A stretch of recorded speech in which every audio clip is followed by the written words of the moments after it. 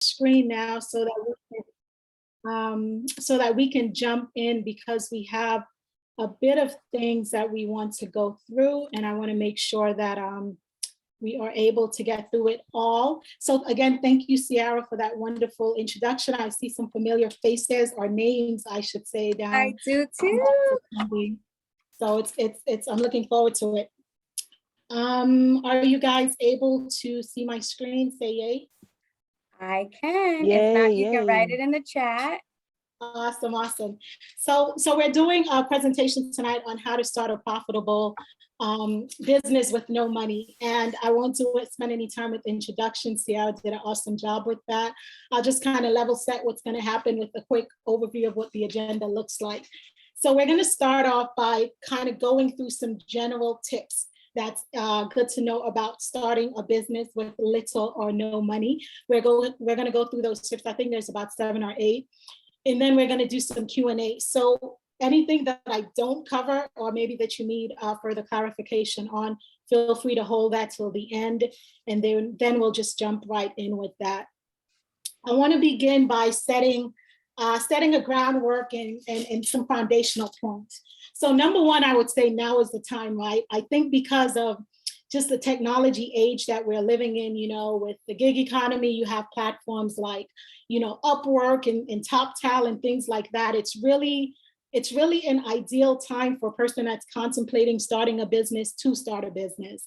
With social media and some of the easier access you have to directly speak to your consumer, the barrier that was there before with needing a large amount of capital, similar to the bigger Fortune 500s and things of that nature, is not as great. You still need some money to play with, but it's not as great. And there's a lot of opportunity around. So I would say, number one, that now is the time.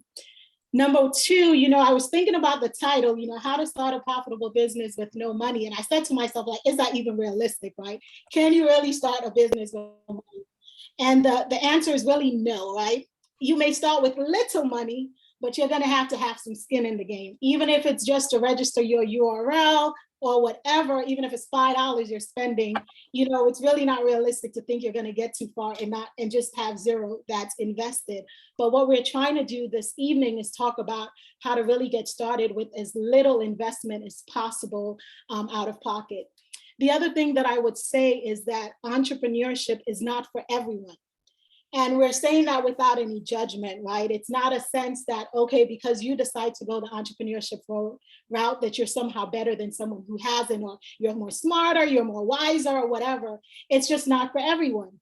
And when you take a look at this little wheel, if you will, it kind of identifies some of the mindsets and some of the skill sets that's helpful with the person that is seeking to take that route into entrepreneurship.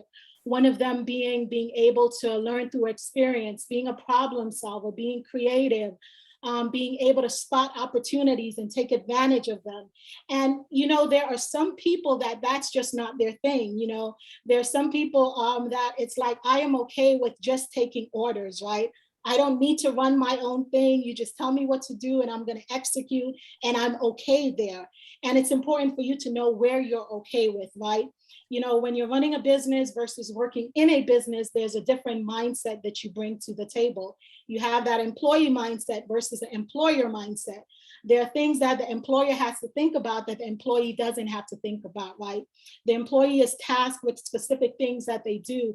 They're not necessarily losing sleep about strategy and how are we going to make it in the next 5 years and how are we going to grow our customer base. They're doing kind of what they're told, but they're not really, I guess, deep in the trenches and maybe caring about the same thing that the person that's standing on the side of ownership is caring about. And so again, it's not for everyone. And you just have to ascertain by God's grace whether this is something for you or not, because you don't want to go down a route that you end up regretting.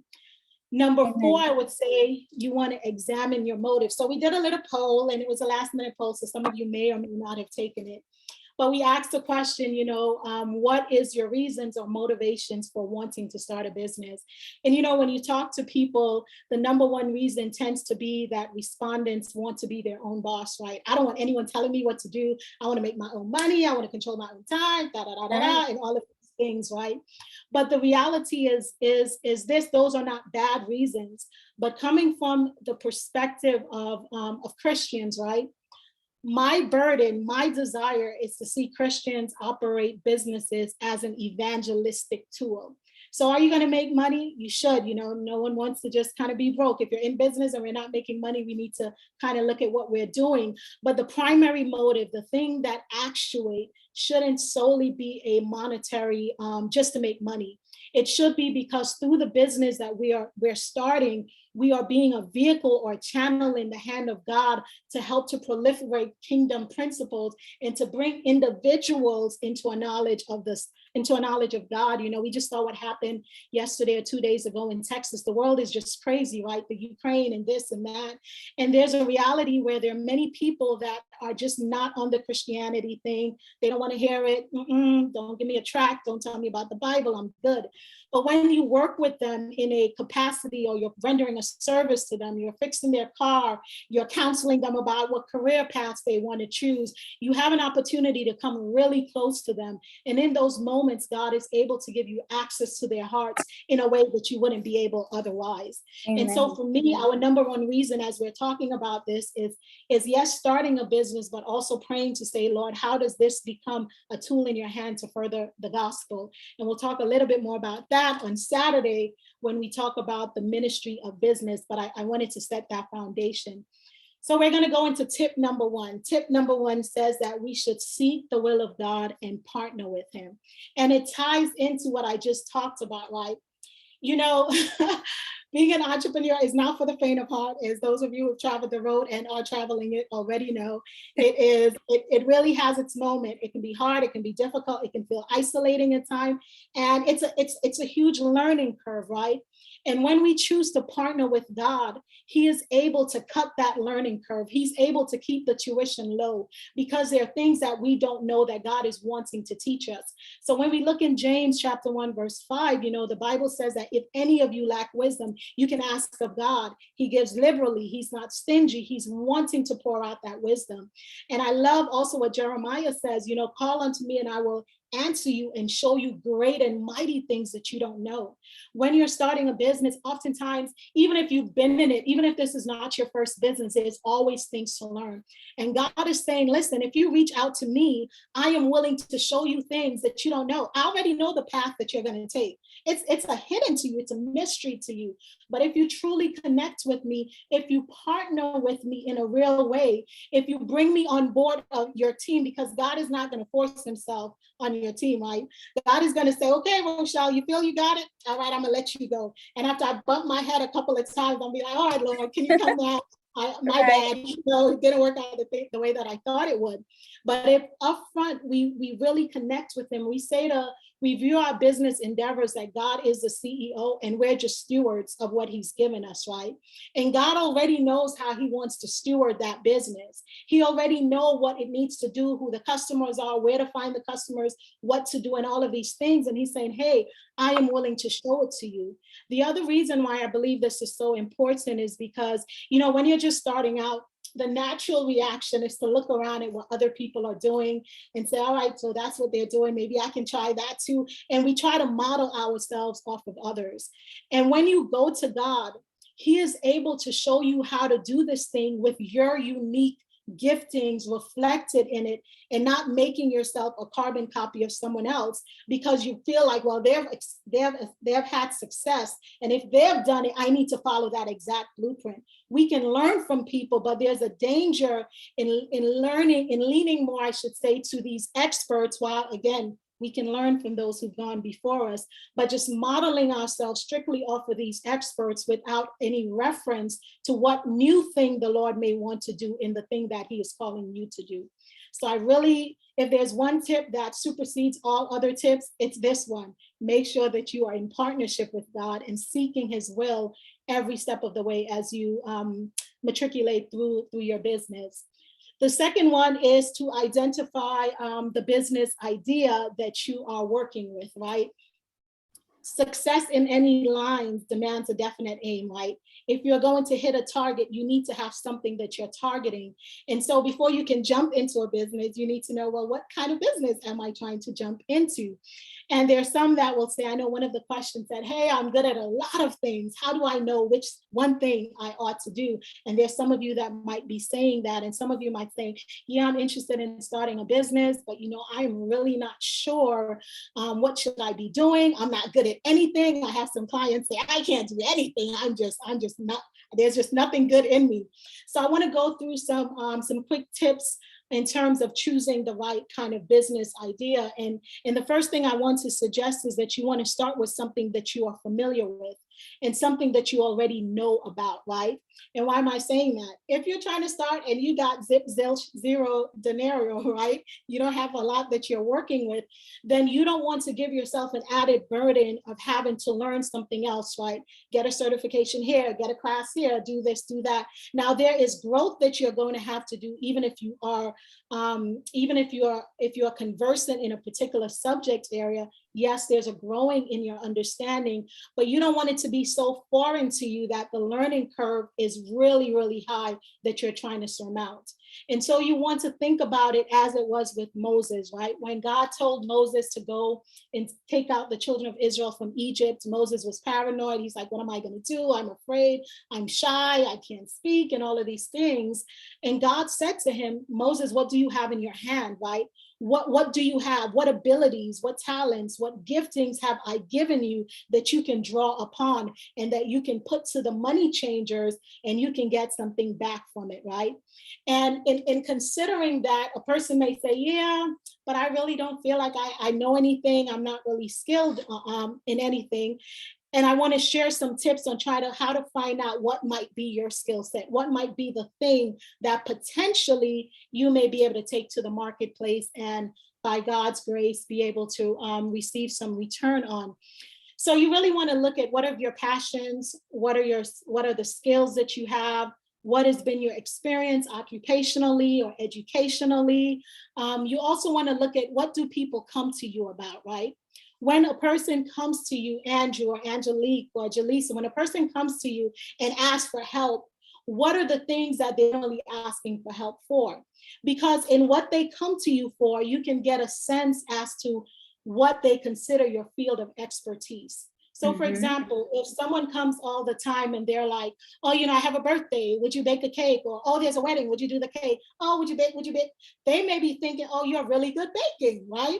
Another person may come to you and say, well, I need to do this keynote presentation. Can you help me to put it together? Can you design it for me? Or, oh, here's this postcard. Here's a birthday invitation I need to do. Maybe they think you're really good with graphics, right? And you're a good designer in that way. Or someone comes to you and say, I have to write a letter, or can you help me proof this paper? Or can you help me write this book? Maybe they think that you're a good writer. So really assessing what are people tapping you for over and over, because that is a fairly good indicator of how they view you and what they feel that they can come to you for in terms of expertise. Then there's like a gazillion things you can do online. There are skills assessments, there's personality tests that you can take that helps you to be able to flush out a little bit more deeper and keener kind of where that particular sweet spot is for you, where your passions, your skills, your experience, your personality, where they all line up, where you're able to use those things to solve a problem that people have in a unique way, right? You're able to provide that problem. So that's some overall tips, as much as we can do in the time we have, to help you to get on the road to begin to assess kind of where you may be.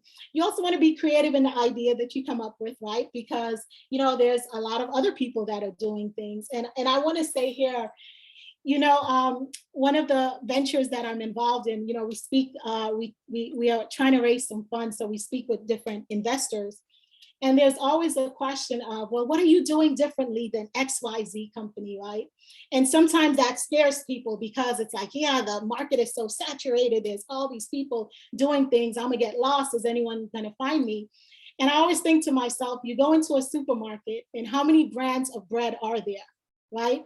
How many brands of cookies? How many brands of the same thing that's over there? Now, if it's that only one person can operate in a market, then we wouldn't have so much variety. But the Right. reason why we have variety is because consumers are able to resonate with different aspects of a brand, right? Think about the person that you may listen to the most, that you may enjoy speak. There's one person that says, oh, I don't like that guy. He's too hype. He's too loud. He's not my cup of tea. Another person is like, oh, I love his energy. He's great.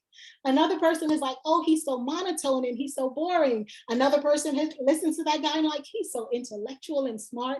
So everyone has different flavors that they like. And this is another reason why it's so important to connect with God, because he's able to help you to bring across your particular ideas with your unique flavor, right?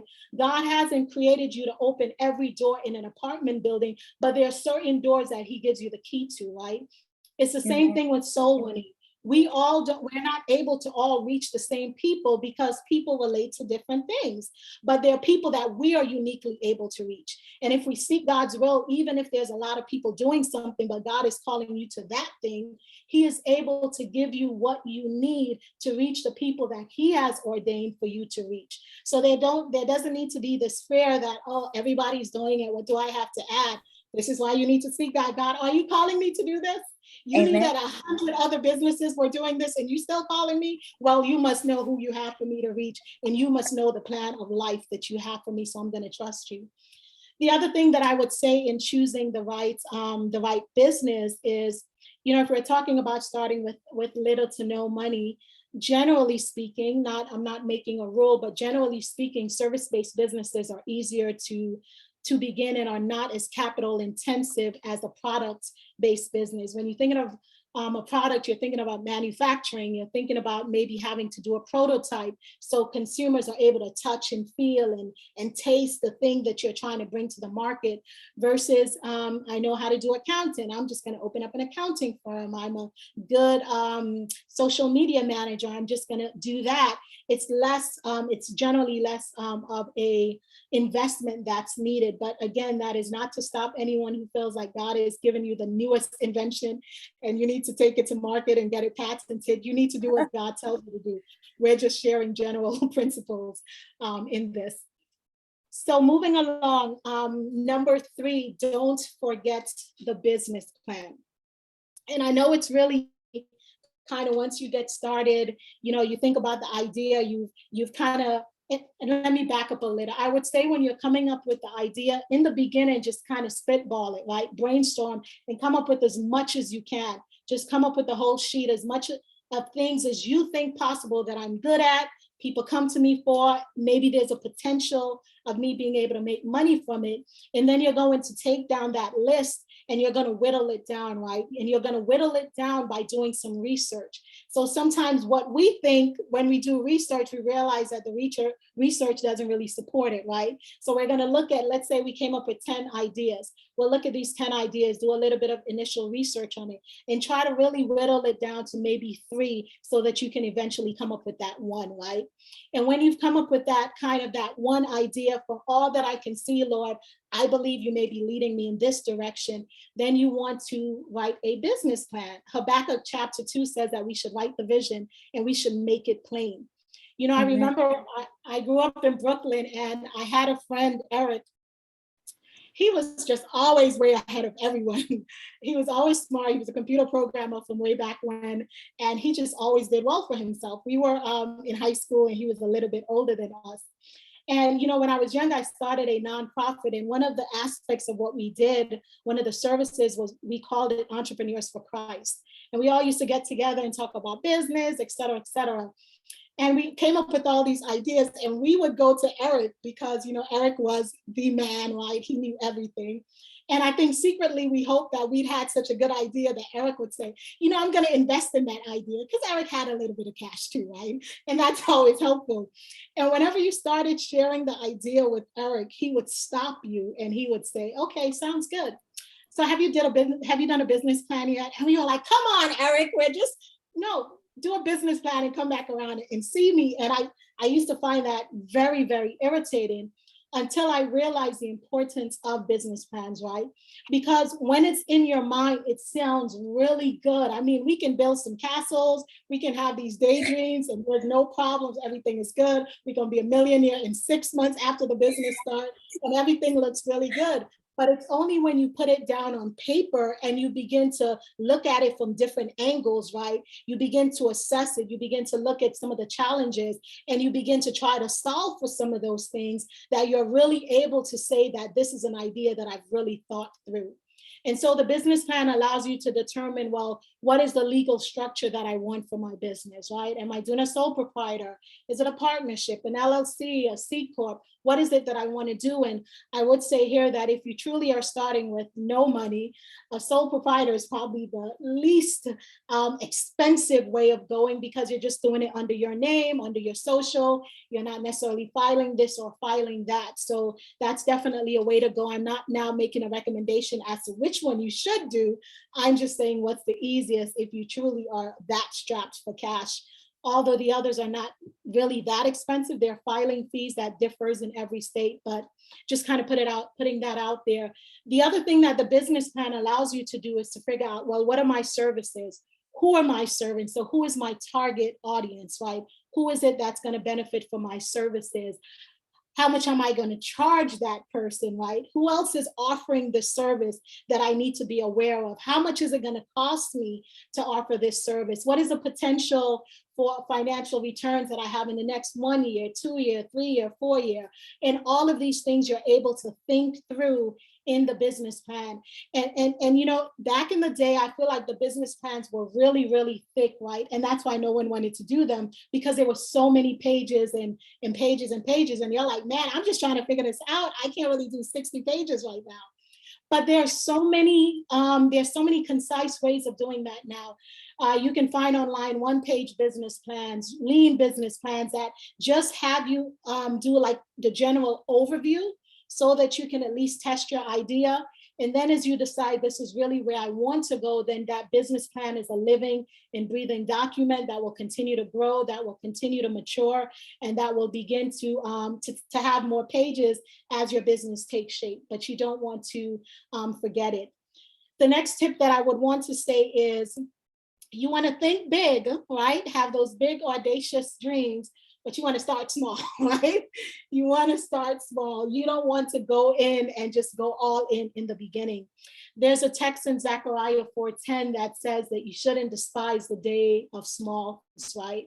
Small beginnings. And sometimes we think real big, and we're like, man, I'm gonna shoot for the moon. My dreams are big, and I'm just gonna go all in and throw everything in. Not a good idea. And here's why I say that. You know, when you first start out in a business, I think anyone will tell you that's walked this way before. You start out under some assumptions, right? Assumptions about who you think is going to buy your service, what you think they're going to buy it for, how good you think you are. There are all these assumptions that are in your mind. And it's only when you go to market and you're able to test those assumptions that you begin to learn certain things. And then what your ideas and that hypothesis that you started out with, it begins to shift. It begins to adjust a little. And if you have invested $10,000 or $20,000 or $30,000 upfront, you are going to be hard pressed to want to pivot, because you're like, man, I already put 30. I'm going to make this work. I don't care what happened. This is an idea, and this better work. And that's not the way to go about doing business. So you really want to start out and you have your big plan, and you say to yourself, what is the lowest hanging fruit? What is the thing that I can start with that won't be as capital intensive, that will help me to get the greatest impact and help me to learn something about what I'm trying to do, so that then I can continue to grow traction on that, right? And so I like to encourage people, start small. Start somewhere else. Start with the mustard seed and begin to, don't just try to jump into the Pacific Ocean tomorrow. Go to a little pool first, right? Try to make sure you can swim in the pool before you go to the ocean, right? And that's really a big fact. And if you had a product, let's say you have a product that you're trying to take to market, try to come up with what they call the MVP, the most minimally viable product or iteration of that product that you can come up with, so people can taste it, they can test it, and they can see if this is really going to work before you go and produce 1,000 and you're not sure if people are going to buy 10, right? That's not being the wisest steward of your resources as you can. So start small, think big, start small, and try to learn fast. The next one I will say, and someone asked this previously, is that you don't want to quit your day job right away, right?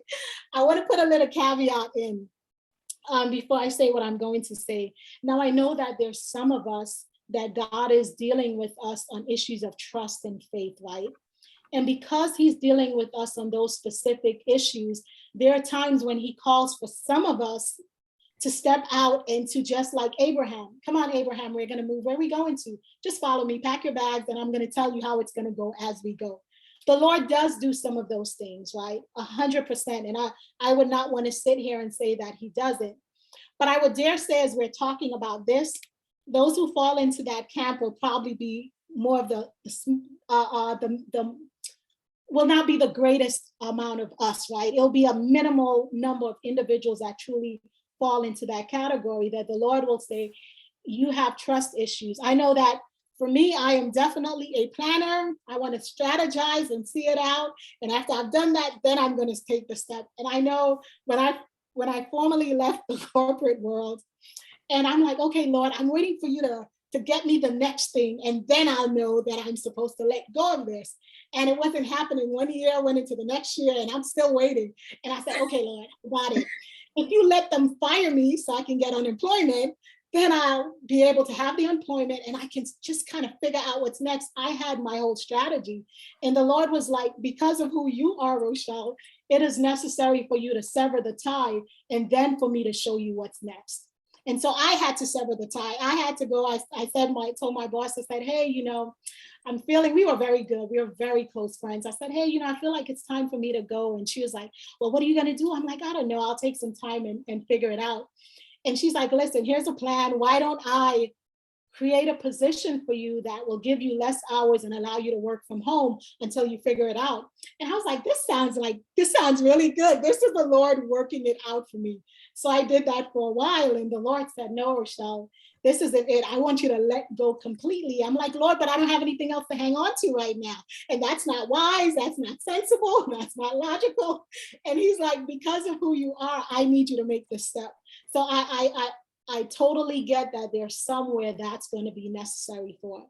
But I would dare say for the vast majority of us, don't be quick to join the great resignation. And, because you're so tired and you fed up with your boss, I'm starting this business, I'm out, see you later. And you just out. You want to exercise some wisdom in it, right? Proverbs 16:18 says that a man's gift shall make room for him. And so you want to make sure that you allow your gift to make room for you before you decide that you're going to jump out of the ship, right? And what does that look like? So it looks like as you are working, you're starting this idea, whatever that might be for you on the side, and you're trying to do both, right?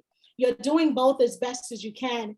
There comes a time when the thing that you're doing on the side begins to gain a life of its own, and it begins to get bigger, and it begins to demand more of your time. And you're like, there is just no way in heaven that I can work on this thing and I can keep this day job. It is just something has to give. And then as that thing is growing, the Lord is also allowing the income that is coming in from it to replace the income that you had at your current occupation. And that can then begin to signal to your mind, okay, Lord, it looks like you're creating the pathway for me to make that transition more fully to this thing that I've been working on, right?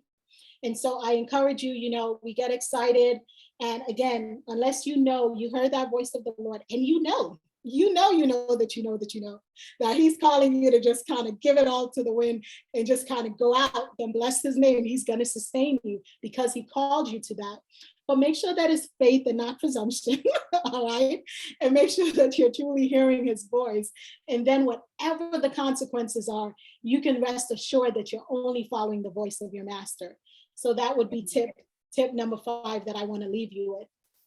The other thing I want to leave you with is that free is good. My name is Rochelle Makawulu, and I love Did I tell you I love free? I love free. And I remember when I got started, free was just all that I was looking for because, you know, I'm trying to, my whole thing is same thing that I told you, starting small. I am like, listen, until this thing begins to make money for itself and sustains itself, there is just no way I'm going to pour everything in it until I begin to see that it's gaining that traction. You know what I mean? I need to make sure that it's gonna, yes, it's crawling now, but I need to see the potential for it to walk.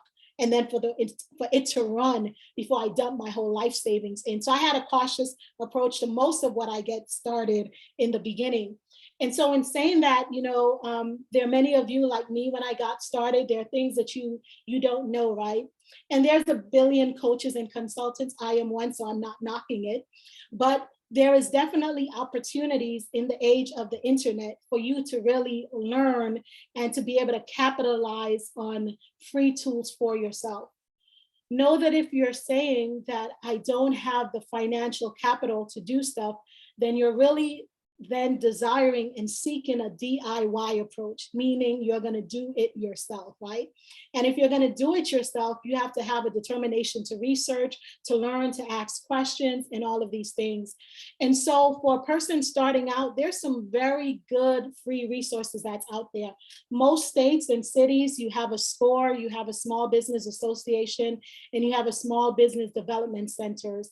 And that's beside the various entrepreneurship programs and small business programs that might be run by nonprofits, that might be run by colleges, and just average person that's out there from different institutions that do it, the Kauffman Foundation. There's just so much resources.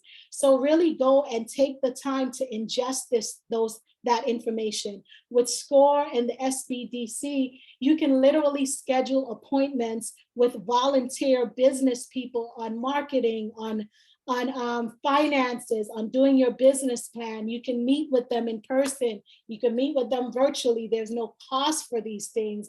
And so you really are in a position where you're able to leverage what's out there. You don't have to pay a consultant. You don't have to pay a coach. You can reach out to one of these. They have classes. Some of the classes do have a minimal cost to it. But even if you didn't pay, there's tons of information that's out there for you to get. So utilize those things. The other thing that I used a lot was free technology, because I told you I love me some free, right? So, you know, I started out, I was like, man, I need to do accounting. I'm not trying to pay QuickBooks this subscription right now, because I'm not going to use all the bells and whistles. You know, I'm just getting started. You know, this doesn't make any sense to be paying.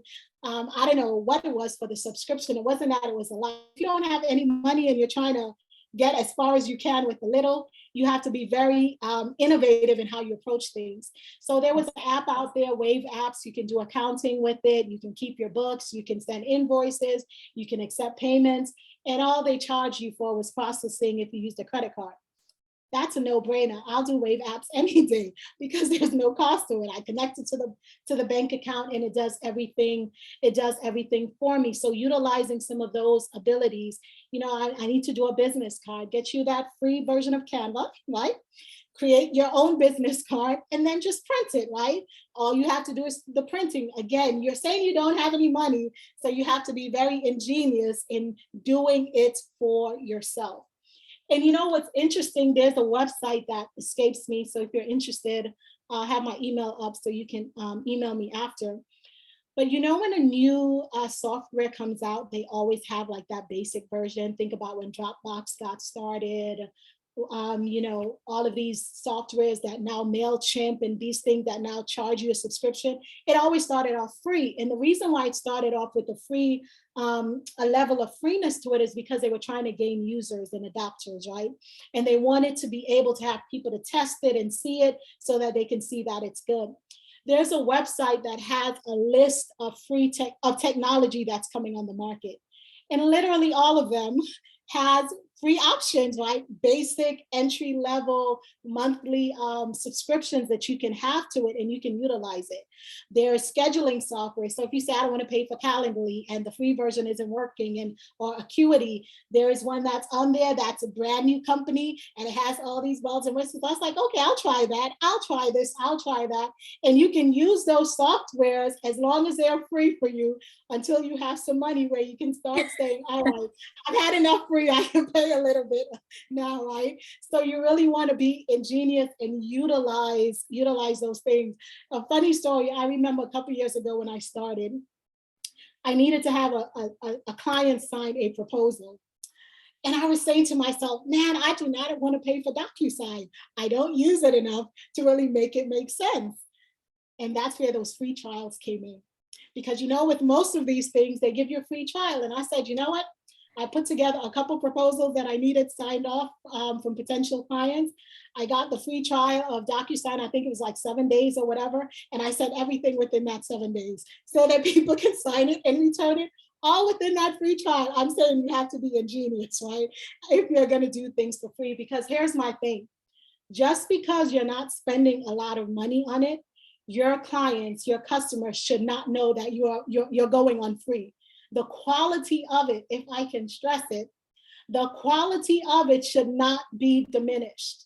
It should not be diminished. A person shouldn't be able to say, oh yeah, she spent $1 on this thing. No, you want to have that appearance that this is $1 million, even if you got it for a penny, because that's what God deserves. And I have to in here share a personal peeve that I have. You know, sometimes when we think about Christian-based businesses and even how we deal with the gospel, you know what I mean? Sometimes we do things in a way that just because it's for the Lord, it doesn't matter. It doesn't matter how it looks. It doesn't matter how it sounds. It's for the Lord, and that's just enough. He's just going to be good with it. But I don't know about you. The message, the presentation of the food matters to me as much as how good the food tastes. Because if the food tastes good, I won't even know that it tastes good if the presentation is off, because I'm not going to try it personally to know kind of what's happening with it, right? And so as we're doing our businesses, you know, there are times, you know, in what I was doing before that there were clients that I was working with. And in working with those clients, sometimes I had to help them to connect with freelancers, right? That did, whether that was web design and different things that were needed. And I would sometimes go on Facebook, you know, and shout out to my Christian brother, who has a web-based company, who does web development, because I'm trying to give the business in that way, right? And I mean, a lot of times, unfortunately, after looking at what was presented to me, I still had to go to somebody else that was in the world, because the quality of the work, I didn't feel comfortable in saying, here, client, use this person, because the quality wasn't there. The presentation wasn't there. And I'm just going to stress that if we're going to do this thing, we got to come correct, because we're not representing ourselves, right? Matthew talks about that people will see our good works and they will glorify our Father in heaven. So we need to present ourselves in our businesses and the way that we do our presentations and the way that things look, our processes, you know, we need to present them in such a way that when people come and look at it, they're like, wow, these people are, this is really official. This really looks nice. This is quality. Because that's what speaks of the person that we represent. So for all of us who are trying to go down this road, make sure that if we're going to do it, we don't half step it, right? Amen. We don't do it, don't half step. Let's do it so that God might be glorified in all that we do. So then use the free trials, take free classes, you know, Udemy, Coursera, YouTube. YouTube, there's like really no excuses in this present day, which is why I say it's so easy, if ever there was a time before, to explore entrepreneurship, if you felt like God was calling you to that, because there's just so many things out there for you to utilize. And then I would also suggest that you barter. There was an individual I was friends with that did personal training, and he wanted to start a personal training business, and he was training my sister-in-law, And he would come and we would talk about his business. I would say, this is what you need to do. And I would just go through all of these things. And he was like, oh, this is so good, but it's just not my thing. All this paperwork and it's just not my thing. And he was a little stressed about it. And then, I was talking to my husband. I was like, you know what? We should barter. Okay, you give me a couple of sessions and I'll incorporate things for you. I'll get your EIN. I'll help you to kind of get to your initial kind of target market and help you to really think through kind of this idea of what you want to do with it. And so we bartered. He gave me some sessions. I gave him what he needs. Is there somebody within your circle that you can barter with? Because you don't have the finances, right? Do they do graphics and do you do web development? Whatever that might look like, look at bartering services if you don't have the money. And then I would say network with other entrepreneurs and business owners, because this journey can feel isolating and sometimes it can feel a bit lonely it's not it's not for the faint of heart, definitely. And so because it's not for the faint of heart, it's important that you surround yourself with individuals that's on that journey, that can be able to lift you up when you're feeling down, that will be able to encourage you along that way, and that will be able to share resources with you, right? I know that, I joined a couple of networking groups, and I joined it because I worked from home like before COVID was a thing for many years. And I was like, all right, I feel like I need to get back out there to really connect with people because I was doing everything virtually. And as I joined those groups, and there's a number of other entrepreneurial groups that I'm a member of, and we have Slack communities, and it's really so helpful because someone will post something and I would say, oh, wow, that's something that I need help with. Let me put that in my pocket so that I can reach for it when I need it again, right? And so you're able to share wisdom, you're able to get encouragement, and it's very helpful with that. The last tip is finding the money, because it doesn't matter how you started small, there's going to come a time, if you want to grow, that you need to figure out, how am I going to scale? How am I going to be able to get beyond what I'm doing now? And so here's some just real quick things to consider when you're doing it. There's always bootstrapping, which really just means you're using your own personal finances or your spare assets that you may have to sell and to leverage in growing your business, right? So you're self-funding, if you will. And then you can use your social capital. You have family, you have friends that you may reach out to. And here's where a business plan is very, very important. Because if you go to somebody asking them for money, and they ask you a couple of questions. So what are you trying to do? Okay, well, who's your target audience? Now, who else is in that industry that you have to be aware of? How much money do you think that you'll need before you're able to break even? Like, what do you think your projections, financial projections may be in the next 2 years? And you're like, they're gonna say, I'm not giving my money. That doesn't feel like a safe investment, right? There's too much unknowns that you don't know for me to have some certainty that I'm gonna give this money to you. You need to go back and come again, like Eric would say to us. You got your business plan, go back and then check me later, right? And so that's where that business plan is important. You can always find a partner with money, right? You may say, I have the idea. This partner has the brawn or the money in this case. We're going to connect with each other and we're going to make it happen. Awesome, go for it. There are grants and subsidies and low interest loans. And when you're looking in the for-profit realm, there's not a lot of grants. But there are some grants out there, especially for those who meet certain classifications. So maybe you're a minority-based business owner, a woman business owner. There are certain grants that are just for that you can apply to. And if you are maybe servicing certain populations, there sometimes are things that are available for that. But by and large, for-profit is not as plenteous as it is for the nonprofit space. And then there's pitch competitions, right? There are different organizations that allow you to put together a keynote or PowerPoint deck where you're outlining your idea, the problem you're trying to solve, how you're going to solve it, who you're solving it for, and you're able to go before them and pitch your idea. And if your idea is good enough, and they feel like there's merit in it, there are times when you can win some financial rewards for that can help you along the way. And then there are business incubators and accelerators. You know, I've gone through some, and some of them give you money. You know, you get some learning and you get some help as you're growing your business. Generally, they want some equity in return for that. So you want to make sure that you're okay with giving up some equity for those finances, but those are always an option as well. And then there's crowdfunding, right? There's Kickstarter, and we found create a video, tell people what you're trying to do, get them excited, offer them incentives for investing in your business, whether that's equity or whether I'm releasing software, and if you help me to take it to market, it's free for you for the rest of your life, whatever that is. And then people are able to also give money to help you to get there. So those are some ideas around raising funds. That's my email, and that's the end of the presentation. I will kick it over to Ciara, and we will begin to look at how we can do some Q&A. Ciara, back to you. Thank you so much, Rochelle. That was such a blessing. I took so many notes. I hope everyone was taking notes as well and getting all this valuable information. And there were so many ideas I would have never thought of. So I'm so grateful for you, Rochelle. We all are. We're going to start our Q&A segment.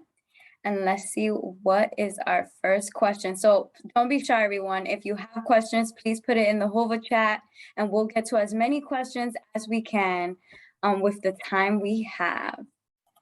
And our first question is, let's see. How do you handle the family in Christ discount? Someone in the church wants it on the cheap. Oh, I have a pet peeve with that as well. Can I say that? You know, can I say I have a huge pet peeve with that? You know, I always, for years now, I've sought to operate off of that principle that you find in Genesis when Abraham was, Sarah died and Abraham had to bury her. And the men of Machpelah wanted to give him the burial site for free. And Abraham was like, no, I'm going to pay for this, right? I firmly believe that if a person has the ability to pay for something, they should pay for it. Pay for it, not because you go to the same church or anything like that. You should just automatically assume that that entitles you to something. You know what I mean? You need to pay for it. I set my rates, and here's my rate. It doesn't mean that I don't make allowances for the fact that people are going through hard times or the Lord impresses me, just do this for free. But those are exceptions. Those are not the rule. You can't run a business on a rule where you allow people to guilt you into giving them free stuff all the time, because how are you going to pay your bills, right? Right. And you want to be a blessing. You also give a blessing, be a blessing, and like how one hand washes the other. And of course, we're all vessels. We're all, little workers of God. And we should have the mentality that we want to help one another, meaning the reciprocation should be equal. So no, exactly. I totally agree with that. And of course, like you said, I want to add another part to that as well. You know, one of the things that I have done, because I realized that, again, people are at different places and finances are always rough and hard. I have kind of had two tiers, right? Where if a person doesn't have the money, I will kind of give them a do-it-yourself version. It doesn't mean you can't reach out to me via email and all of these things for me to say, oh yeah, this is this and whatever. But you can't expect the same demand on my time, because if I give that time fully, then that's another opportunity I'm not able to utilize. And I still have things that I'm responsible for at the end of the day. So sometimes when you're thinking about how do you manage those individuals that want discounts, is to say, okay, based on what I'm doing, can I create maybe a do-it-yourself version where it's a scaled down version? I can still get people where they want to get, but they have to take on more of the responsibility than I will. Because I realize sometimes when people ask for help, what they really are asking for is, will you do it for me? Right? Will you do it for me? And I'm like, nah, I can't do it for you for free, but I can help you to help yourself to do it, and I can guide you along the way. So that's a way sometimes to kind of manage that. That is very clever, Rochelle, and you're still giving them value. You're still giving them guidance and assistance, how they can advocate for themselves and still be able to solve their problem. That's wonderful. Question number 2. Can you give any tips, formulas, or guidelines to keep in mind when it comes to pricing services? I like that one. Sure. So a couple of things come to mind, and it's not in any particular order, so you kind of take it as it is. So the first thing that comes to mind is doing some sort of cost analysis, right? You need to understand exactly what it costs you to deliver the service that you're delivering it, right? Delivering. So if I'm a personal trainer and I'm driving to individual, my gas is a part of the delivery of service. My time is a part of the delivery of service. If you're doing it virtually, my Zoom subscription is part of the delivery of service. So I need to have a clear sense of all the expenses that are going into delivering the service. And then I need to understand what is it that I would like to make in a year's time, right? And then that's broken down by month, and that's broken down by week. After I've taken out all of the expenses, what is it that I would like to take home at the end of the day? After I've taken out what I need to for taxes, right? Because when you're working for yourself, especially if you're freelancing, Well you said. have to make sure that you're paying those taxes, right? So Yes. your price have to include making sure Uncle Sam don't come and lock you up at the end of the Right. day. Right? So after you've taken out all of those things, what would you like to be able to take home at the end of the day? Those are some considerations that you need to think about. Then consider what you believe your time is worth, right? Whatever it is that you're doing, you're a career coach. What is it that you feel that my time and my expertise is worth? That's something that has to come into play. That has to come into play as well. You need to consider, who are you targeting? Who's your target customer? Because the price point that you set has to be able to substantiate the person you're expecting to pay for it, right? You don't want to be going after a class of people and then you're charging way high, but they're only able to pay this much. There's going to be some dissonance there, and you're going to end up kind of losing. And so if you're doing a premium service, for example, and you say my target consumer are professionals that are making six figures, well, I can charge a bit more because the assumption is it's a premium service, professionals, this is what they're making, at least six figures, they can handle this. If my target audience is, I don't know, people that are in college that are trying to find themselves and I'm trying to coach them, they're not going to be able to do what a professional is able to do, right? And so that understanding of where your customers are is helpful as well. And then what is the market charging, right? Because when a person comes to you, you're going to be looking at three other people, right? Research. They're going to be shopping around to kind of see what the market is offering, and they're going to judge you. They're going to judge you in light of that. So that has to come into consideration as well. And then, you kind of think about generally, since I believe it's a service-based business a person spoke about, generally, service-based business do hourly, or they do per project, or they do maybe a package kind of deal, right? So again, your hourly rate is taken into consideration all the factors that I mentioned. And then if you're doing like a flat project, if you're able to do that flat project rate, so a person may say, I want a website, and you may say it's $5,000 for this website. That's a flat rate, right? Now, in order for that to make sense for you to do, you have to have a fairly good idea of how much time it will take you to do that. When I first started out, some years ago, man, I was upset sometimes because I would be like, okay, this is what it is, but the time that it took to do it, man, listen, I wasn't even making minimum wage when I calculated it. I factored in the time that I really was expending on it. And so you need to be able to do it enough time and time yourself. So when you say this is a flat rate for it, if that's what you're doing, that's a true reflection of the time that it takes you. And then you're also able to do package rates, right? So you may say, if you order, if I coach you and it's question and it's $125 an hour. But if you buy up a 6-month package, then you may get it at $75 an hour. And if you buy a 3-month package, then that's $100. So there's some discounts that people realize because they're signing up for a longer thing. And it's helpful because when you start out and you're freelancing and you're exchanging time for money, I don't like that. First of all, I don't like exchanging time for money because you're really capped on what you can do, right? You're not going to work 24 hours a day. So there has to be another variable in Right. it. Then it's not just you exchanging your time for money. But when you're able to do packages and people are signing up, you're able to forecast a little bit better kind of what am I going to get in the next 3 months? And then you know how to order yourself because you have responsibilities with bills. And if you just have like an hourly thing, a client may decide, oh, I need to cancel my session. And 3 clients do that. So what you expected this month is like, it's much less, but your bills stay the same for that month. And so the more you can move people to packages, the better that will be. Thank you, Rochelle. That's great advice. And I have packages in my coaching program, and I've created some payment plans, to help certain clients be able to afford. But yeah, you're absolutely right. Doing your research, doing your market, doing the math, doing the studies to be able to see what's your value. The next question we have is by Onika. Hi, Onika. She's one of my little favorites. I have so many interests in various things, and I would like to start a business. What are some practical ways to figure out what can I provide that someone will want to pay for that they can't get anywhere else? Awesome. So I think, is it Onika? Am I Yes. saying it? All right. Yeah. So hi, Onika. I believe you were here, so you might have gotten a lot of that up front when we were talking about how to choose kind of what business you ought to enter into. And I would just reiterate some of those things.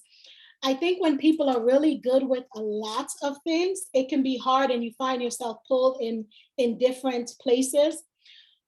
But I don't know that I believe that people are equally good at many things. I think that there's generally primary things and then there's secondary things that we might excel at. And yes, we can do this and we can do that, but is that like where your primary gifting lies? So I think an understanding of that is helpful. And I also think as you're looking to do that research, and some of it, again, is around what are your friends coming to you for, right? How do they see you? Some of it is maybe some surveys that you may do amongst your friends. One of the things that I love to do, and when I was trying to figure out what was next for me career-wise when I was leaving my former employment, was I reached out to people that knew me well, and I said to them, hey, what are the skills and gifts and abilities that you see that I possess from observing me? Because sometimes we cannot see in ourselves what others easily see in us, right? And so I Amen. said, what do you see in me? What are those skills and abilities? And I didn't give them any ideas. I didn't say like, maybe I'm a good organizer, or maybe I just said, pray about it and then tell me what you see. And then I asked them, if I was using that in a ministerial capacity, what would you see me doing, right? And then I said, if I was using that in a secular capacity, what would you see me doing? And the amazing thing is when you poll people that know you well, the answers don't really, they're not varied. They're very similar in how people are experiencing us. And they help us to be able to pinpoint those commonalities and those resounding things. It's like when you read the Bible and God repeats himself often, it's because he's drawing an emphasis, right? And so Right. if things are being repeated and how people are seeing you and experiencing you, you can take that as a sign that there is something here to explore further. So I would do some of those researches, do a personality test, do some skills assessment, because I dare say, Onika, that there are some things that are rising to the surface more than others. But here's what happens sometimes. It's the same thing that happens when we talk about having your target audience. We are afraid that if we stop something, we're giving up an opportunity. So we want to do a business that has everything in it. I'm gonna do this and I'm gonna do this. And we Right. don't really want to focus because we're afraid that, man, I'm gonna miss out on some money over on this side if I don't do it. But I would say it's okay to pick something to begin with, because when you're messaging to people and when you're trying to sell something, you can't sell a message that has a lot of components, but you can sell a message that is about a specific problem that you're trying to solve for a specific person in a specific way. And so even if by God's grace, you may add on some of the other abilities you have later on, start with one thing, because it's easier to gain traction with that than 10 things. Right. Well said, Rochelle. Like that saying, jack of all trades, master of none. And like you said, the power of prayer, like God has given us many spiritual gifts, but connect with him, pray about it. Pray about it, so you can understand, so he can guide you because he has the answers. And next question we have is, how can I monetize a faith-based blog? Oh, that's a good one. So, a couple things come to mind for that. So generally, when you monetize any blog, whether it's faith-based or not, it's generally around, let's say you're doing affiliate marketing. So you're promoting and selling something from your site, and there's a link there. Maybe you're writing something, showing a video, and then people are able to go and purchase. And then you're doing sponsored posts, and all of these things first presupposes that your blog is doing good SEO and you have high traffic, right? So it's hard to monetize any blog without those present, right? Without being able to say, I'm pulling X amount of people a month, and here's my SEO, I'm showing up all over the place. So those things will first need to be in place as a strategy before you can look to do this. But if those things are in place, and let's assuming that you're doing well where that's concerned, then there's some affiliate marketing. You can have sponsor posts, just as people have sponsor blogs and videos and whatnot. So maybe there's a particular company that's sponsoring a post that you're doing. Maybe you're talking about Bible study, and maybe there's a neat tool that people can purchase so that it will aid in their Bible study. You may have that company sponsor that post, right? And then people sell ads, obviously, on their website. And I would say the other thing that I like to think about is, what are some other complementary products and or services that you might add to that, right? So let's say your blog is, I don't know, maybe you're teaching people how to do devotionals. Well, maybe I need to create my own devotional book. And after I taught you how to do, here, buy this book to make the devotional easy. And subscriber list. Yeah, that's all of these things that I can do. So I think you want to think about those things as well. Agreed. Those are all great advice. And I also say, reach out to your family and friends to be able to share your blogs on social medias and all of their channels, to be able to get a higher reach, to bring more traffic to your blog. And, just be patient. Also keep writing, because of course, sometimes we don't see the results in the very beginning because it takes time. You don't wake up one morning to 0 to 100. So it's about being disciplined, persistence, having that faith, continue to write and do the work.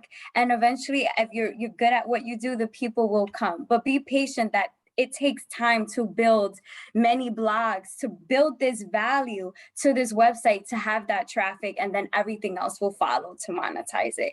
If you love writing anyway, and whatever God puts in your heart, just make sure to keep adding it to the blog. Of course, all of them won't be favorites to every single one, but if it's great content, keep putting it out there, keep building it, keep adding it, and it will happen. Amen. I love that. All right. And our next question is, it has a lot of votes. How do you know when it's the right time to quit your day job and focus full time on your startup business? Oh, Rochelle, that's a good one. All righty. So I think that we also touched on that in one of the tips, right? Don't quit your day job. And we talked about the fact that, Proverbs talks about a man's gift making room for them. And there's a reality that, as we're making moves, we want to always move by faith, but faith and presumption lies very close to each other.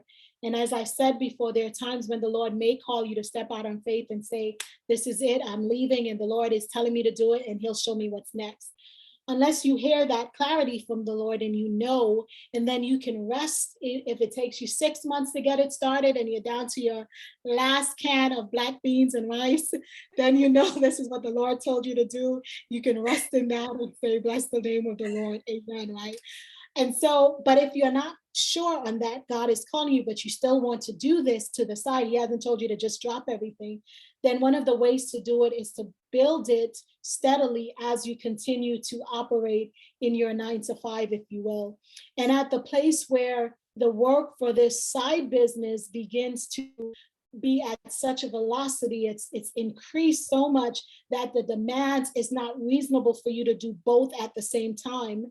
And you are realizing that the Lord is allowing so much to come through this business now that it's Amen. helping to replace what you're doing, even if it's a good amount of it, even if it's not all of what you're getting, it's replacing a significant amount of it, then those can be indications that, okay, I need to really focus my attention more on this now, because it's impossible for me to do both without one of them suffering in terms of the quality that I'm able to bring to it. Wow, that's a great answer. It's true. You're only one person, and sometimes we have to take a step back, pray, be present, be still with God, and what's the best decision for you and your family to move forward between the two. Yeah. Our Let me next add question. one more thing to that, Ciara. The other thing that I would say too is, as you're thinking about transitioning, you want to make sure that you have your processes in place as well in this thing that you're starting. Because when you switch over, you want to do it in a seamless way, right? You don't want to have to be like, okay, now I can't really do a lot because I still got to figure out how I'm going to invoice people or how am I getting my clients. Make sure that those things are lined up so that when it is time to transition, you are ready to go. So use your day job, use the money that you're getting from your day job to be able to help you to pay to get those things in place, so that when it is time to cut the cord, you're moving into something that is ready to start moving, and you don't have to pause to now deal with setting up the infrastructure and stuff like that. Well said. And I'm a big believer in automation. Technology is amazing. There's so many tools to save you time and money on repetitive work. So now you have more time back to do other things that are higher priority to you in your business. And of course, work-life balance is also very important. Mm-hmm. Um, Yeah. Let me add something to that really quick, Ciara. When you made mention of that, it brought something to mind.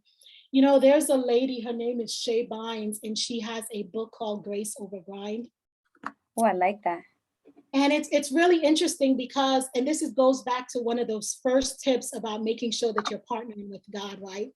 Because the mind of a person that's going into starting a business is, man, this is a hustle, and we gotta hustle. We gotta hustle, hustle, hustle, hustle. So if I gotta stay up till 3 o'clock in the morning every day for 6 days of the week, we gotta do what we gotta do because we gotta make this happen. We gotta get this money. And it's such a hustling mindset that if you're not careful, it crowds out even your time with God. All Yes. you are so wrapped up in, I got to So do this, I right. got to do that, because Right. it's all in your strength, right? It's what I am able to do. But as Christians, we believe in this thing called righteousness by faith, right? Faith. Yes. But it's not what we do. We cooperate with God in our salvation, but it's not what we do that brings about our salvation. It's a gift of God. Well, just as God wants us to consider that, he doesn't say, yeah, consider righteousness by faith for salvation, but everything else, you just do it on your own. That's not what he says. He says, No. listen, tag me in the ring and let me fight with Yes. you. Let Yes. me work with you. Let me show Yes. you things that you don't know, and let me cooperate with you. And I think it's really, really important because it takes trust in God. There are times when I'm doing stuff and I'm a person that I am so anal about finishing something, or I just can't feel like I can get up. So I look at my watch, I'll say, all right, Rochelle, by 6 o'clock, you're going to stop. Then you're going to go and have some time with the Lord around 7. And I'll be working on stuff and I'll be like, okay, Lord, I'm coming. Just give me 30 more minutes and then I'm going to finish up this proposal or this agreement or whatever. And 30 minutes turns into an hour. But when I practice this concept of grace over grind and I'm trusting God in this business, then it's like, okay, Lord, it's 6:30, I'm getting up.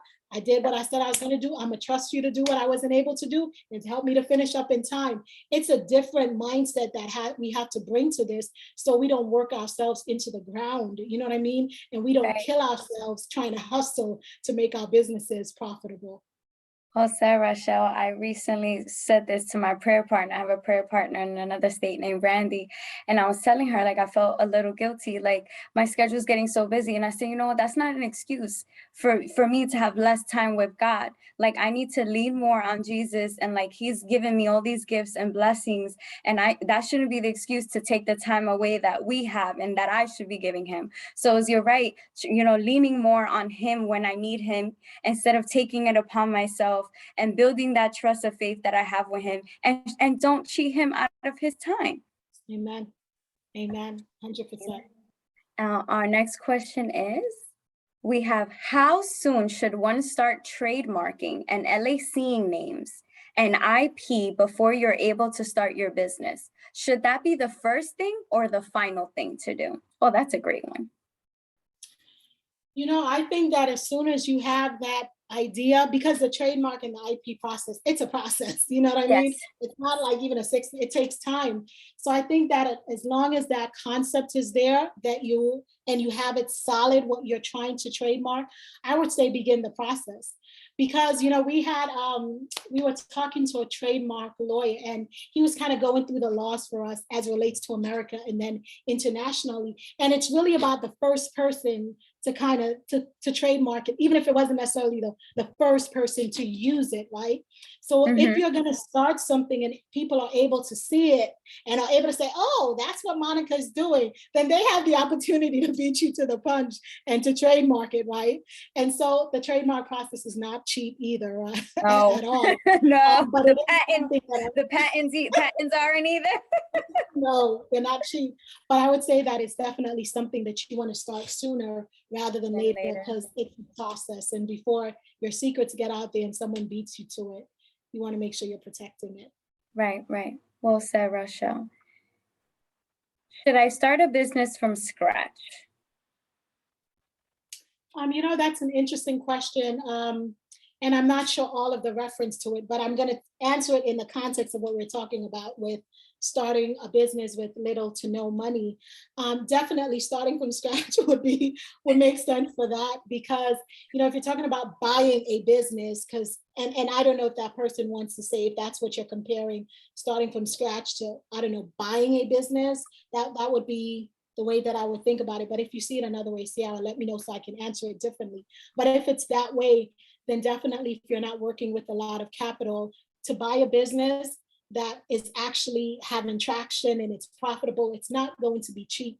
And it's going to be way above what you are able to spend. Now, if you had money and you're trying to look at maybe I can buy a franchise, or you have some people that have good businesses and they decide they're done with it and they sell it and you can purchase it, but it's not going to be a cheap proposition. And so if finances is something that you are working with, then it's better to kind of start from scratch and just organically kind of move it along as you're able to.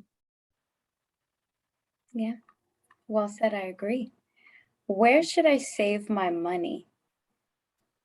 Well, I'm not sure if they mean like the regular, personal accounts or business account. Knowing we're talking about businesses, I'm assuming where should they save their money in a business account? Yeah. Well, let's go with that then. Let's go with that. Yeah, definitely.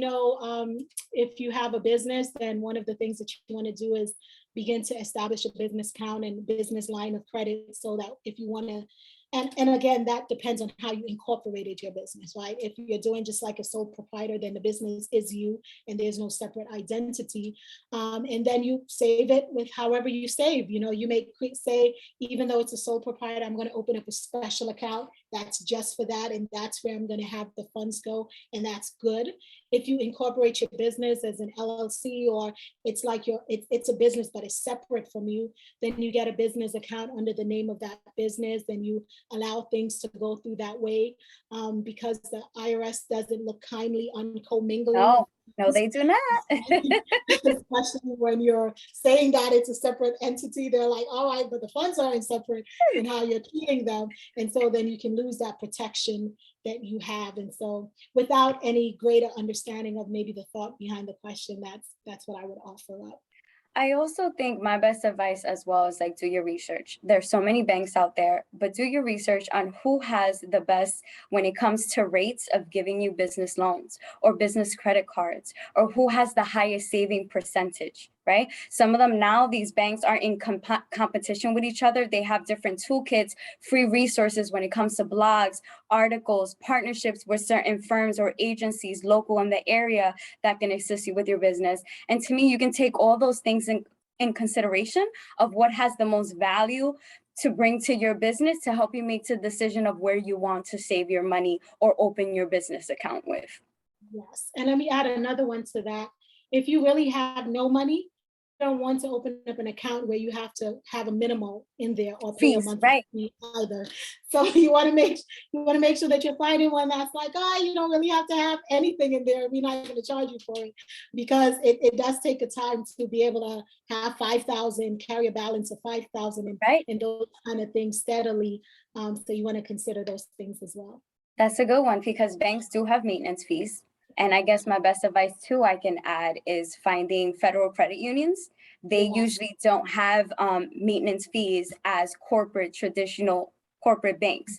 So if you're, local credit union, I bank with a local credit union myself, so I can avoid those bank fees and then have better interest rates when it comes to mortgage, auto loans, and also business resources for my business. Our next question is, what is the process of generating business ideas? I think it's good when you're trying to generate business ideas. I like brainstorming. That's one of my favorite things. So, a person begins to talk, I'm like, oh, you can do this, you can do that, you can do this. So if you have a friend or a person that kind of lights up when they're like they like to ideate, right? And just really creative, it's really good to go into like a brainstorming session with the person and just really kind of spitball ideas. And when you're doing it, because one of the things that we naturally do as humans, we give an idea and we're like, nah, that won't work. And you begin to talk yourself down. Just brainstorm. Don't talk yourself down. Don't judge the idea. You're just trying to come up with as many ideas as you can. And so working with someone that is really smart with that. And there's different places online that you can look up what is trending, what are new business ideas. Like with the baby boomer generation, I feel like any business that someone can come up with that's catering to the baby boomers. One of my clients that I was working with, he's older, and he was saying, his sister who has Down syndrome, he was saying, it's so hard to find people to help. As baby boomers, it's just hard to get people to give us services. And I'm like, what? That generation, like legitimately everyone is retiring. And so look at those trends. What's happening in the world? What are the things? And there's an elder at a church I used to go to that said that Christians should really be on top of innovation, because we have Bible prophecy that legitimately tells us what's about to go down. And if you can keep your eyes on what the Bible says, and you say this is going to happen, what are the things that I need that people are going to need at that time? So you see, when COVID happened, those people that were in the prepping communities and like, Right. let me show you a homestead, people are like, help Matthew me, 24. how do I farm? Exactly. So I think keeping your eyes on those things, what is trending, what is being talked about in the news, where's technology going, allows you to kind of be on the cusp of things and to begin to think about, well, if this happens, what are people going to need? If baby boomers are retiring, what do they need? What do they need? What are the services that they would need when they can't take care of themselves? They can't do X, Y, and Z. And so those are some things that come to mind. I'm sure, Ciara, you have some other things that you might add to that as well. No, Rachel, I totally agree with you. As a project manager, our key factors, like how can we stay agile, meaning be able to compete. Technology advances so fast and is figuring out where business is going with the technology and what complex problem can I solve. Because if you focus on, having a business, what problem I can solve, who I can serve and why, then I feel that, and staying innovative with the time, how people change when it comes to how they get services, how they buy services, how they find services. Marketing changes so fast. And just having that mindset that that's kind of normal when it comes to business, you can stay resilient, stay disciplined, not be discouraged, and still love what you do. Yes. And let me add to that, this is one thing I would say. Think outside the box. Like a couple years ago, my husband said to me, he said, man, we should do something with people's garages. They have all this space in their garage. People should be able to rent their garage space. I was like, yeah, maybe. Why we're traveling now and there are all these billboards along Georgia and Atlanta saying, have a free space in your neighborhood, rent it to your neighbor. And he was like, I told you. Yes, he had that $1 million idea the entire time for you, Rochelle. So you have to think about that. You think about Airbnb, like if someone had said that I was going to pay to sleep on a blow bed in someone's living room, I would say, nope, I'm good. But that's how Airbnb started. They thought sometimes the thing, couch surfing to me, I would not do that. I am not going to sleep on some stranger's couch. But that's a thing. That's a thing for people. And so I also think, you know, when you think of ideas, you're thinking outside of the box. And that's why you don't shoot down any ideas. You kind of write them down and you do some research around them, because you never know. It's like the Bible says, as it relates to soul winning, it says, sow besides all waters, because you don't know what will prosper, this thing or that thing. And I think Right. it's the same mentality as you're thinking about business ideas that you might have to consider. Right. And having faith in yourself, having faith in God and your abilities. Remember, things don't just pick up tomorrow. Airbnb was a silly concept. And look at now, this is how the majority of the world now saves money and increases value when it comes to the amenities and free time they have on vacation or visiting loved ones or traveling. I see our last question is, feel free to put a couple more questions in the chat, everyone. Don't be shy. I know you still have more. We may have some time to take a couple more. So this question is, I pivoted from medicine to medical sales. No sales experience, but medical science expertise. I find myself both ironically overqualified and experienced. I'm thinking of an MBA. What are your thoughts on an MBA? Both our MBAs are split amongst professionals. You know, I think God is calling you to do the MBA, then you should do it. I hate debt.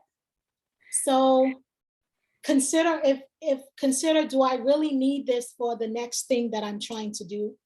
Or do I just think that I need it? So maybe the next thing that you're trying to do, who do you see doing what you would like to do? Start off from there. Identify some people that you say, they're in the spot that I'm trying to travel to. And then you can look at kind of their path, look at what they're doing, look at how they got there, and then really ascertain, do I really need to get the MBA in order to do this, right? Because sometimes, you know, we have a thing where we say to ourselves, you know, I'm not qualified enough to do this. I'm not qualified. I need to get this and I need to get this to do it. And sometimes you do, but sometimes you don't, you know what I mean? So make sure that you're trying to really weigh those things, to see if it's absolutely necessary, if it's absolutely necessary for you to do that. And then the other thing I would say is, begin to think about some of the experience that you don't have. What are the ways that you can get those experiences, right? I remember when I had started out, and there was a guy that was really big doing business coaching and whatnot.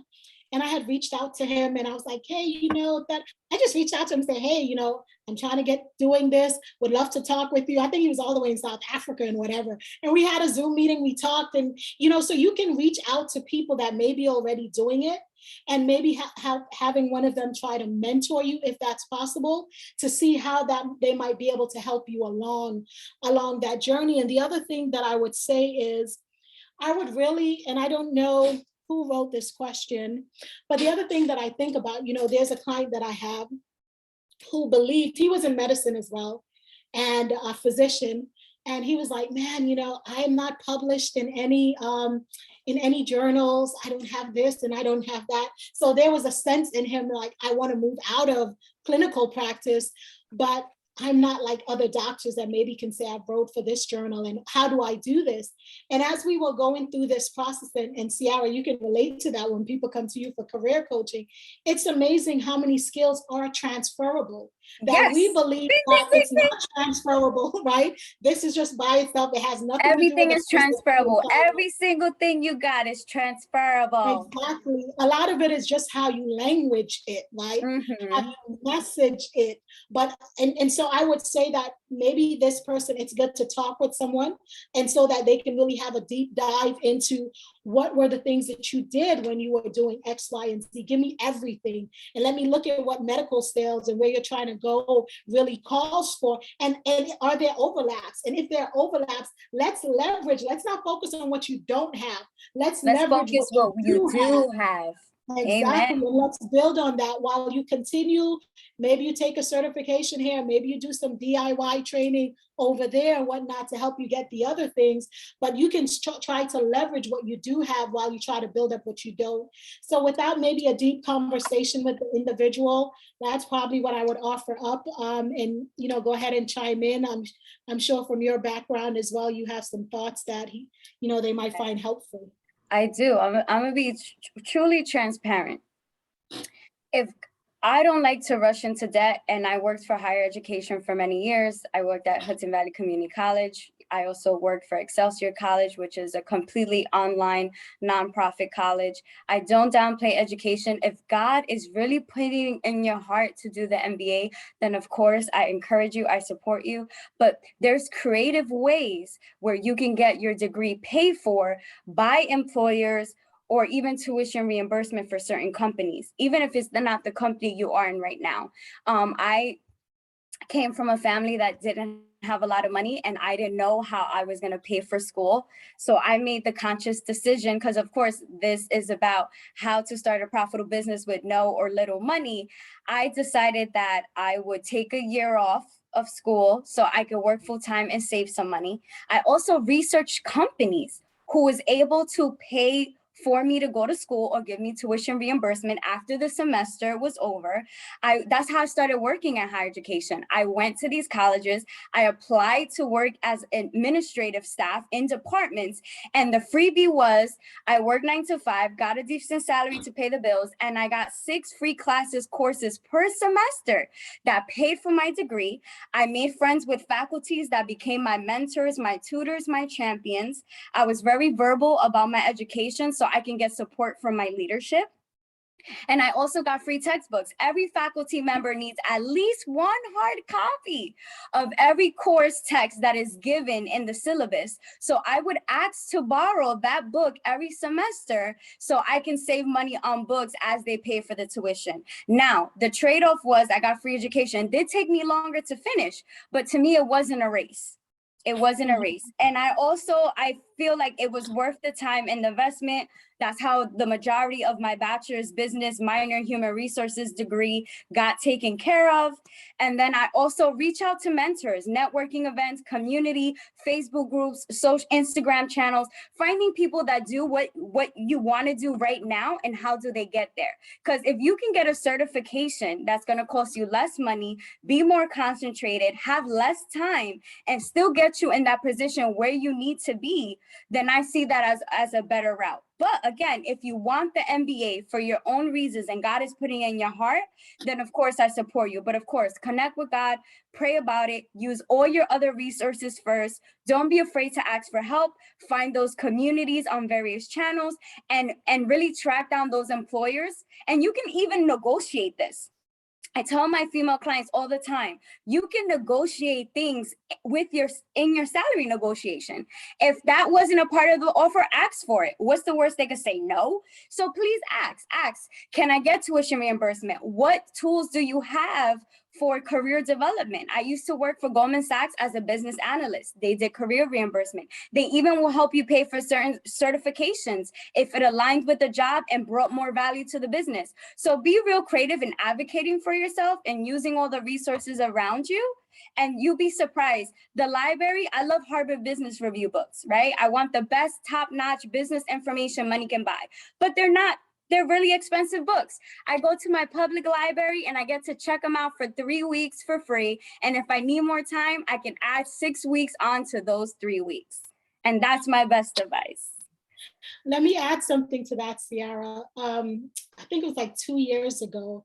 I came across a website that was just really dope. It was this lady who put together a DIY MBA program. So here's what she did. She looked at all the schools, Harvard, Wharton, and all of these schools that offered MBAs. She looked at all the classes they offered, and she put together a do-it-yourself MBA program where you find those classes that are being offered for free. So here's semester 1. Here's where you can find this.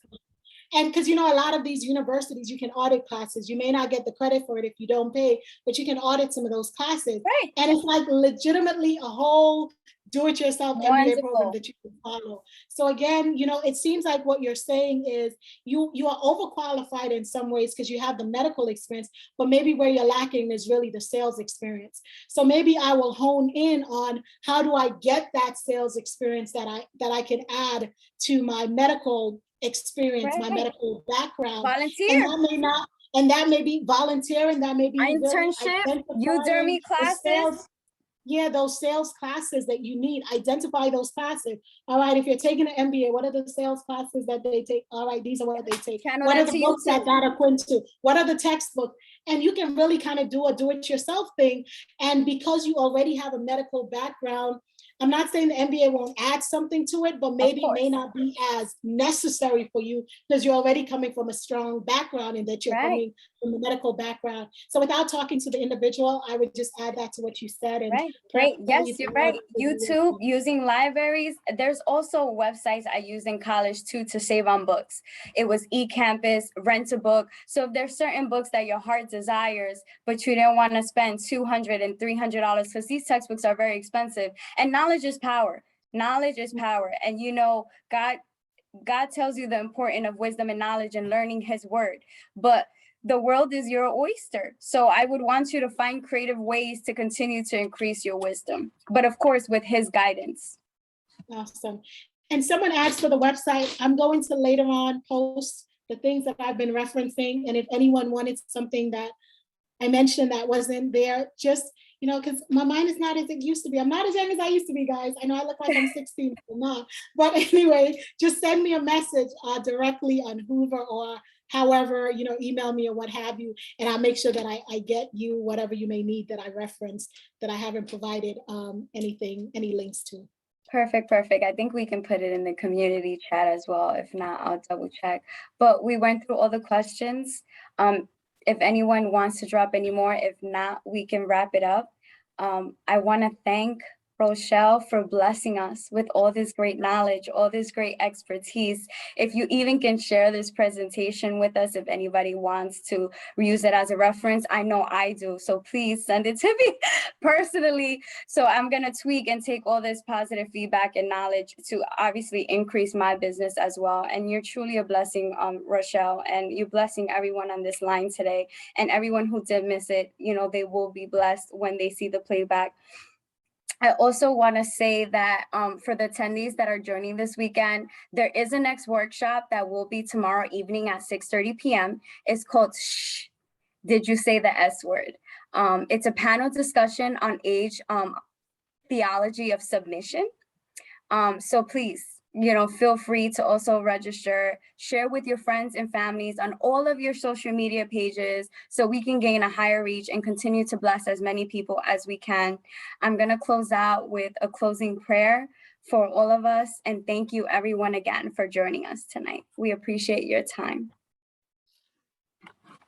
Let's pray. Father, we give you all the thanks, we give you all the glory, we give you the praise. We appreciate you giving the opportunity for bringing us Rochelle and New England Youth Retreat, for giving us this opportunity to spread this wisdom and be in fellowship with you, Father. Continue to baptize us all with the Holy Spirit. Continue to give us curiosity in our hearts and minds. Continue that we build a focus and a bigger, intimate relationship with you, Father. Continue to bless our businesses, our homes, our ideas. Give us all the fruits of the Spirit. We appreciate your mercy and grace always, Father. And in Jesus' name we pray. Amen. Amen. Amen. Thank you so much, everyone, for joining us. Until we see you next time, don't forget, tomorrow, don't miss it, 6:30 p.m.